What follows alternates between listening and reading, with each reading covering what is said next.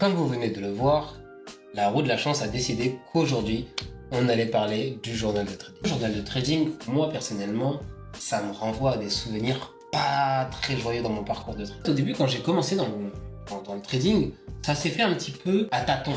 Ça veut dire que moi, j'arrivais et j'essayais de comprendre comme je pouvais les rouages du trading. Et pendant très longtemps, les 6 premiers mois, ma première année de trading, j'en retire que très peu de positifs. Beaucoup d'errances, beaucoup de dingueries qui ne m'ont pas valu un progrès comme celui de mes élèves. Et maintenant, je vais vous expliquer pourquoi.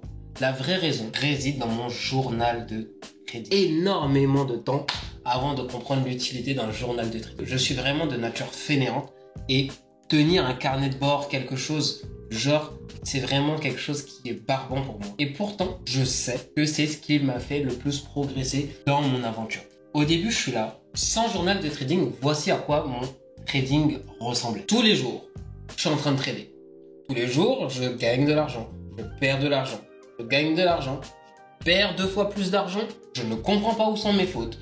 Je suis drivé, donc je suis mené par l'espoir d'arriver à quelque chose. Et finalement, je prends des petites notes. Alors je peux peut-être les retrouver. Donc, mes petites notes.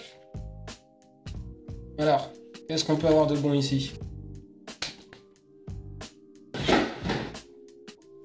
Ça y est, on a trouvé le bon cahier.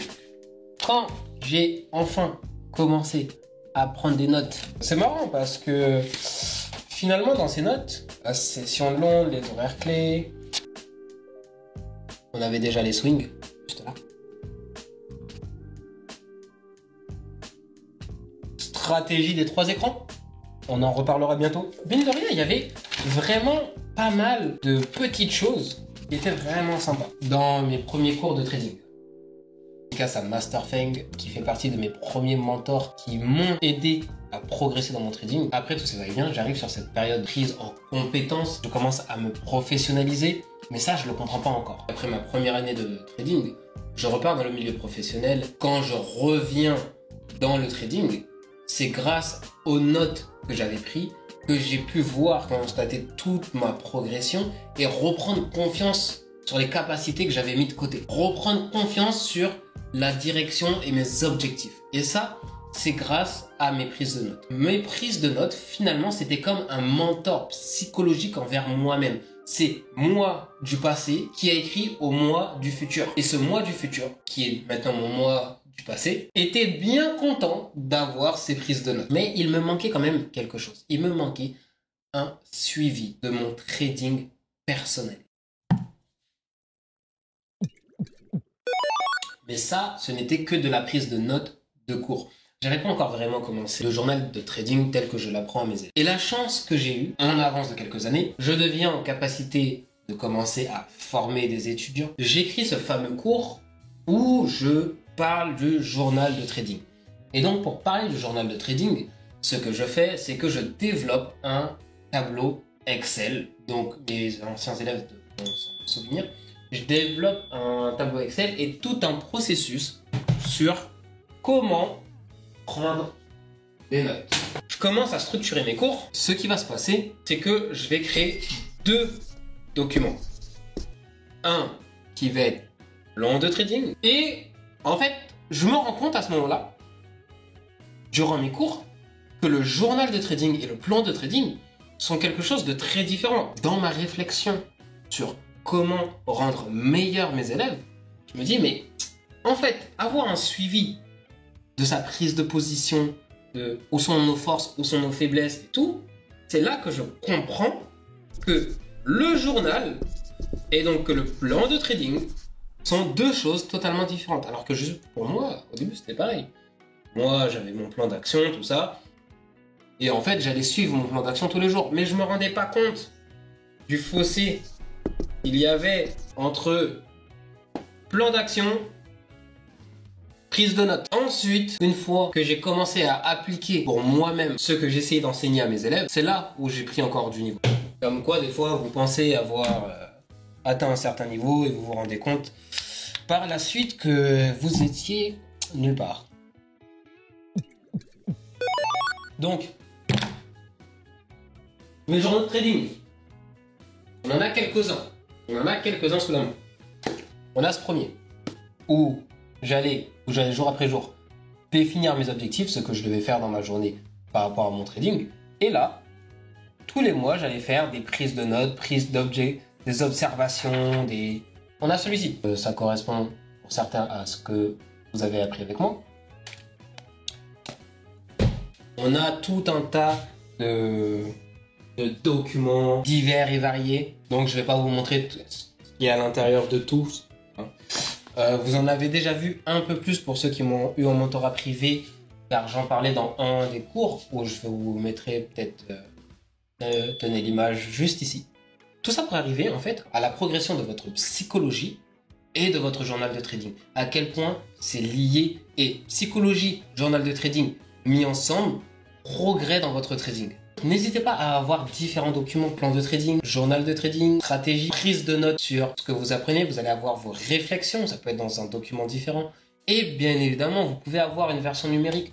Là, je vous montre des versions papier. Ce qu'on écrit à la main a tendance à plus rester dans votre esprit. Est-ce que je me sers de la technologie pour aller plus vite? Prise de notes, screenshot, très vite, très rapide. Est-ce qu'au contraire, j'ai envie, avec le papier, plutôt qui va me prendre du temps à mettre en place, mais dans lequel je vais vraiment retenir les choses? Est-ce que j'ai envie d'y aller en freestyle et perdre des mois et des mois? Votre journal de trading, c'est vous-même qui devenez votre propre mentor. Voici comment on structure différents types de documents de trading.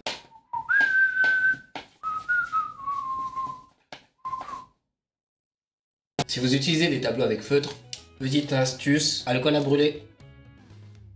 L'acétone, ça marche aussi pas mal. Et à ce moment-là,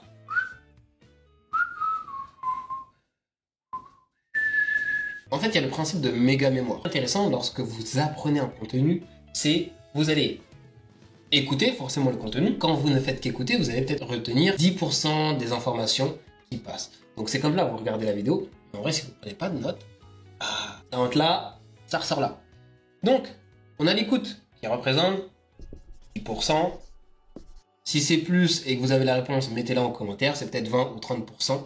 En tout cas, lorsque vous passez de l'écoute à l'écriture, 50 à facilement 70% de rétention d'informations. Pourquoi? Parce que pour écrire, vous allez faire l'effort donc d'activer tous vos muscles, de raisonner, de réfléchir. Et à ce moment-là, l'information que vous avez entendue, que ce soit un podcast ou quoi que ce soit, si vous prenez des notes, donc déjà prendre des notes c'est bien, mais si vous réécrivez par exemple mot pour mot la phrase qui vous intéresse de l'information, cette phrase va vraiment rester dans votre esprit. Ensuite, qu'est-ce qu'on a? Une stratégie.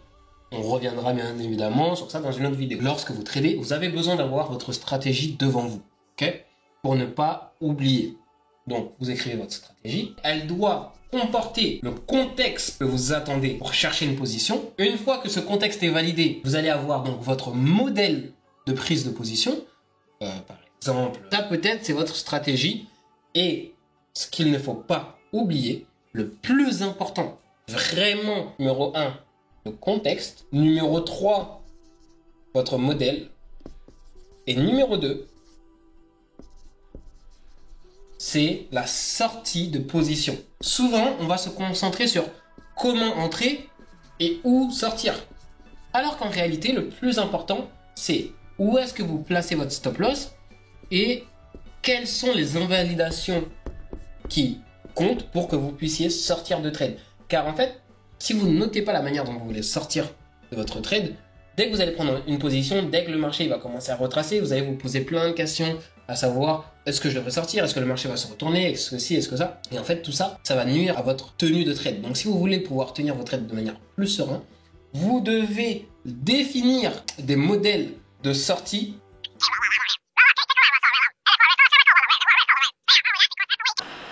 toutes les semaines. Vous allez faire une étude de marché, premièrement. Donc, étude de marché. Dans cette étude de marché, vous voulez, par exemple, observer quel est votre biais, quelle est la structure du prix, quel est le contexte dans lequel on est en train d'évoluer, définir donc votre prochain draw on liquidity. Ok? Vous allez aussi regarder la prochaine bougie. On va regarder l'ancien haut et l'ancien bas de la semaine précédente. Donc là, on va se dire que c'est une bougie haussière. Que ma prochaine semaine, elle va commencer donc ici, puisque la précédente s'est terminée à ce niveau-là. Bon, à partir de là, est-ce que le marché aura envie plutôt de monter ou est-ce que le marché aura envie de descendre? Donc peut-être que vous allez avoir besoin d'autres informations. Savoir, est-ce que j'ai un gap par là, plus bas, et haut équivalent, plus haut, à aller récupérer durant l'avancée de votre semaine? Vous allez avoir envie, petit à petit, mettre à jour votre étude de marché. Tous les jours, vous venez un petit peu agrémenter les infos. À ce moment-là, il va falloir rajouter dans votre journal d'études vos positions. Si vous êtes sur un journal écrit, bon, bah vous voulez prendre le plus de notes possible. Où était le prix du marché? Qu'est-ce que vous avez visé comme TP, comme SL? Pourquoi vous voulez le noter? Sur un journal informatique, ça va être un peu plus simple. Vous voulez juste prendre un screenshot. L'avantage d'avoir une plateforme informatique telle que Notion, je vais vous mettre le lien en description de ce que j'utilise pour faire mon journal de trading informatique. Troisième point hyper important, c'est la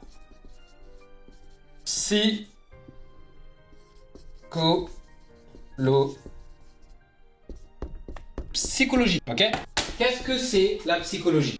Donc, qu'est-ce que c'est que la psychologie? La psychologie, en fait, c'est comment est-ce que vous vous sentez lors de votre prise de position? Comment est-ce que vous avez ressenti le marché? Comment est-ce que vous vous êtes senti pendant la durée de votre trade? Et tout ce genre de petits détails qui peuvent vraiment vous aider à devenir meilleur. En fait, le journal d'études, c'est vraiment la plus grande clé d'apprentissage et je dirais même plus grande qu'avoir un mentor. Alors, avoir un mentor, bien évidemment, avoir quelqu'un qui va vous dire « Ok, regarde par ci, regarde par là, travaille sur ci, travaille sur ça », en combinaison avec votre journal d'études, donc votre journal de trading, c'est un truc incroyable. En termes de progression, de niveau, c'est comme ça que vous allez peut-être être rentable avant même 1 an dans le trading. Mais si vous n'avez pas de mentor, que vous n'avez pas forcément d'intérêt, ou d'envie de trouver un mentor fixe, moi, ce que je vous conseille vraiment, c'est prenez des notes, prenez énormément de notes. Il y a pas de secret. Vous voulez réussir dans le trading, documentez votre part. Comme beaucoup de choses, comme beaucoup de domaines, le plus important, ce n'est pas l'objectif. Le plus important, c'est ce que vous faites pour arriver à cet objectif. Prendre des notes fait partie du parcours classique de tout trader qui veut évoluer. Comprenez, votre trading, c'est un travail, c'est votre travail.